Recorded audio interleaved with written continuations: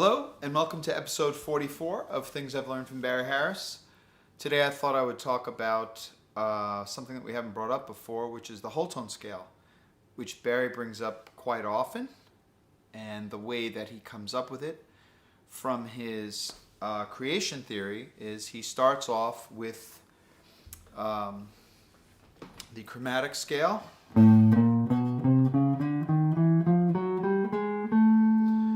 Those scales break up into two whole tone scales. So this scale and also this scale. And there's your total chromatic scale. So let's just talk about the whole tone scale for a second. The whole tone scale obviously comes from the idea that it's built upon whole steps. So you have the first note, then a whole step above it, a whole step above that, whole step above that, whole step above that, step above that, and then back to the top one. So if you can see, it only has 1, 2, 3, 4, 5, 6. 6 notes in it before we get back to the octave. Now you practice this scale in the same way you practice all of your other Barry Harris scales. So for instance, we should learn how to play the scale up and down.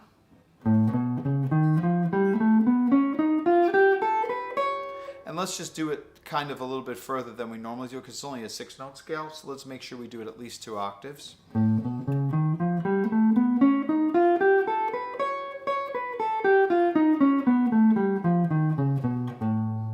You have to know how to play that scale in thirds. Now you can either do it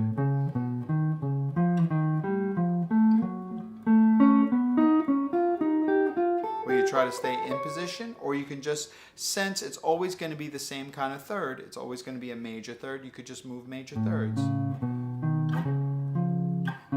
So you got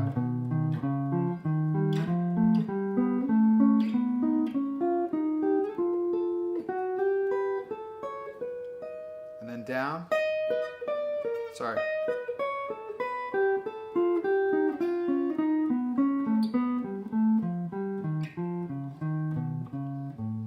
That's thirds. And maybe if you do triads, which would be the root,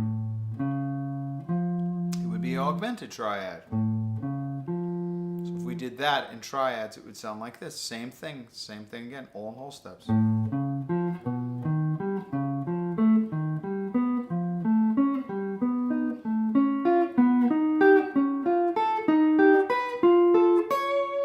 Down.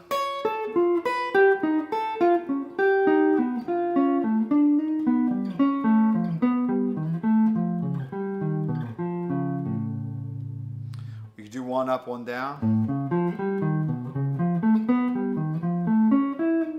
Sorry. Same thing going down, opposite way. So that's triads. You could do chords, it's going to be the same thing.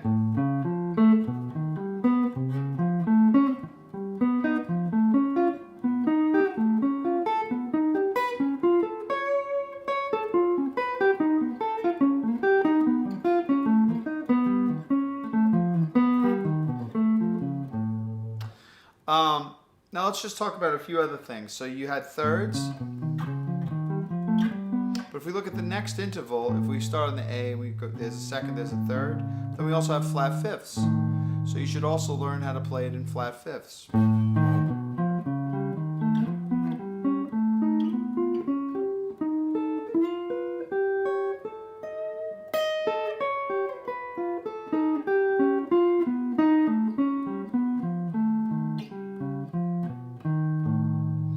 Next interval up would be a minor sixth. So you should know how to play it in minor sixth.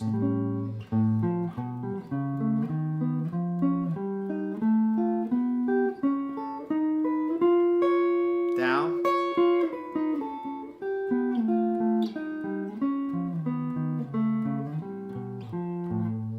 Pretty. The next is a flat 7, so let's see what that sounds like.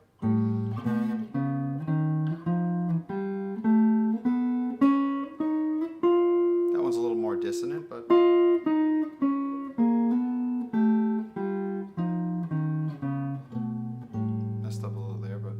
Next one is octaves.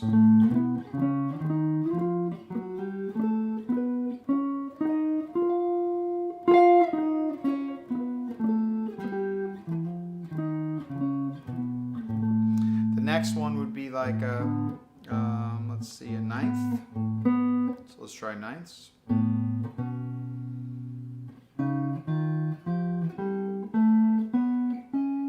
Down.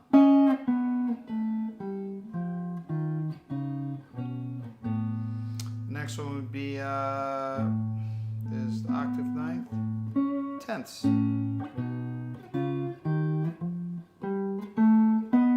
Which is pretty too.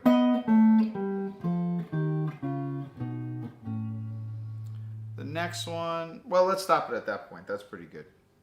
The other thing that Barry does with it sometimes is he'll start on one note. So we're doing basically a whole tone. So I'm going to start on this note. I'm going to go up. But I'm also at the same time going to go down. So I got this going up. And then I'm going to do this going down at the same time. Now what gets interesting is you have to kind of do some weird fingering, but we're going to do contrary. So we'll start on the one by itself. Now it's going to go down and also up at the same time. So now you get thirds. Then you're going to move this down again a whole step, move this up a whole step, and you get that flat six. So now you get the first three of this. Now if we do it again, you're going to get octaves. So now you got this. If you do it again, you're going to get tenths. And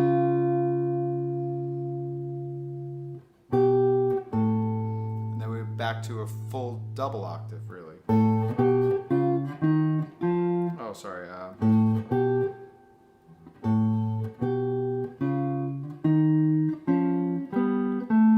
you got the first three.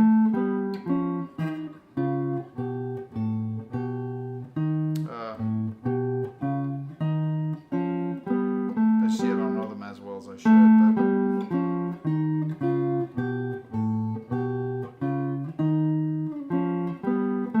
but so okay, that's another thing you can do with it.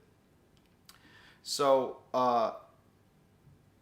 what Barry tries to point out is all those different ways to practice it. Okay, so you say, okay, well now how do I use it? How do I use all those things? They all sound strange. He likes to use it primarily when you're playing a dominant chord going home. So in other words, if we're playing an A7 chord going home to, let's say, D major, a home meaning a fourth higher. It could be to D major, or it could be A7 going to D minor. Or it could be A7 going to D7. Any of those. Or it could be A7 going to D half diminished. It could be any of those. So let's take a look at what you could do with it. And the song that has an A7 in it is, let's say, the bridge of Body and Soul that says,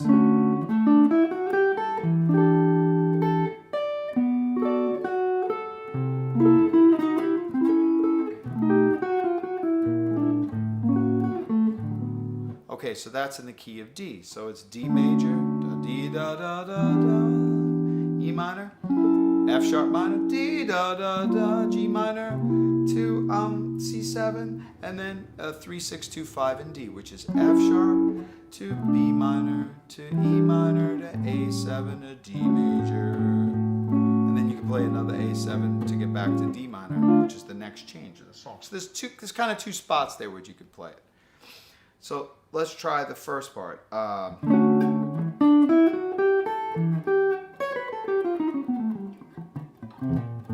Right there would be a nice place to put a whole tone scale. So let's see.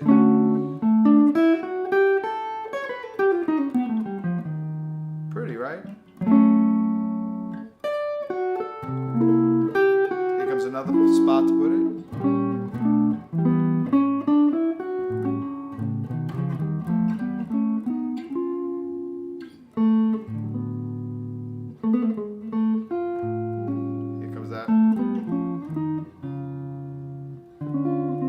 I did two of the different things. I did a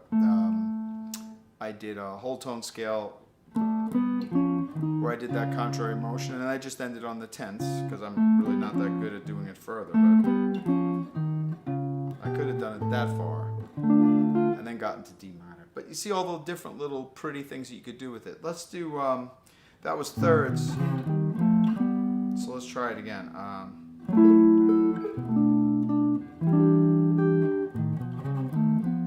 That's the flat fifths. That's really pretty, the flat fifths, so let's try that again.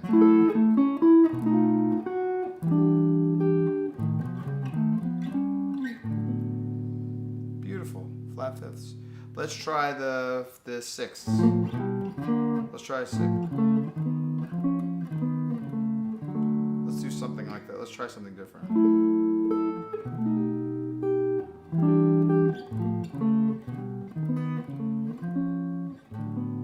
That was just flat sixth, and that's a pretty one. I've never played that one. Let's see.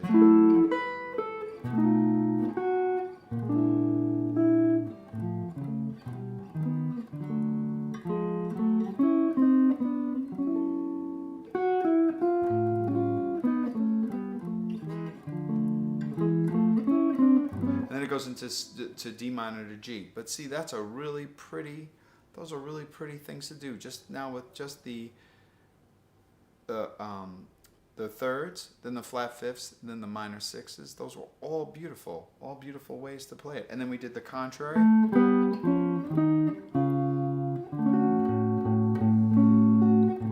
Again, contrary.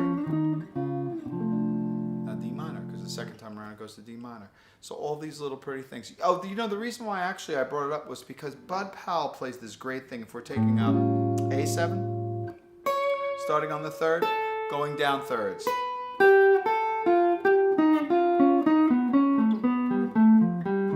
But he does this. That's his pattern. So he comes down a third, then puts a half step in between and comes down. So this would be the whole tone scale.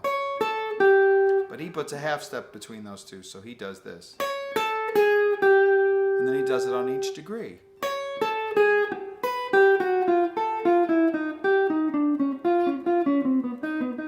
Sometimes he doubles up, he says. But that's a really pretty thing to do. Let me see if I can fit it in.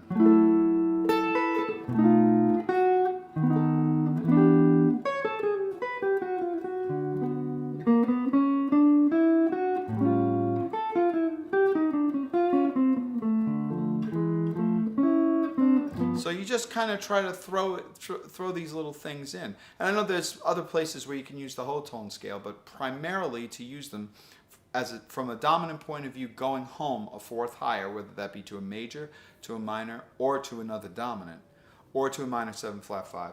Those are all beautiful little things to do. So think about it. Just those few things that I just practiced. If you really got them together on your instrument, all the different little variations that you could come up with in doing chord melodies or even in your solos. You know, like if I'm soloing over this.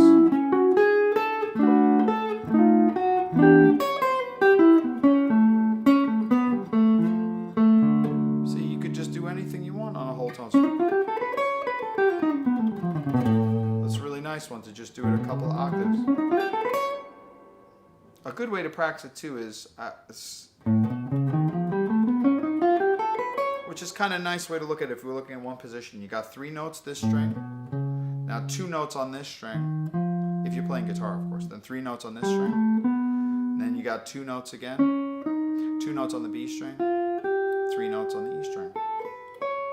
So you'd have 3 notes, 2 notes, 3 notes, 2 notes, 2 notes, 3 notes. So it would be this. So as a guitar player, obviously we like to do things in half steps, so we can do this.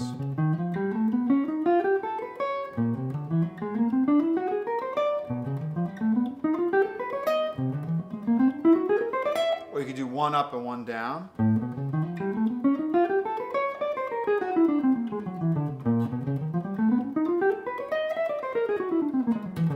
obviously, I'm not the fastest person in the world, but you see the idea behind it, that you could practice it. You can practice it like that on saxophone too, also to get used to moving the